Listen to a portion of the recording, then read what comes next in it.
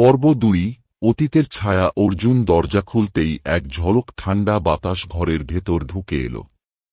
বাইরে কেউ নেই, কিন্তু সেই আর্তনাদ যেন এখনো বাতাসে মিশে আছে। তিনি সিঁড়ি বেয়ে নিচে নামলেন। দালানের সামনের বাগানে তাকাতেই দেখলেন কুয়াশার মধ্যে এক সাদা শাড়ি পরা মহিলা দাঁড়িয়ে আছে। অর্জুন কাঁপা কাঁপা গলায় বললেন, আপনি কে? কোনো উত্তর এল না। মহিলা ধীরে ধীরে এগিয়ে আসছিলেন। হঠাৎ বিদ্যুতের চমক। ঠিক তখনই মহিলার মুখ স্পষ্ট হল। ওই তো, এই মুখ তো তিনি দেখেছেন আগেও। কিন্তু কোথায়? মহিলার চোখে ছিল এক গভীর শূন্যতা। মুখটা কেমন বিকৃত লাগছিল, যেন মুখের মাংস গলে পড়ে যাচ্ছে।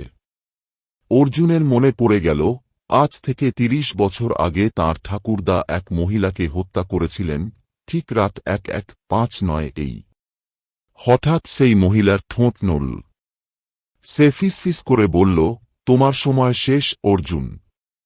পরবর্তী পর্বে অর্জুন কি সত্যিই মরতে চলেছে, নাকি অভিশাপ থেকে মুক্তির উপায় আছে?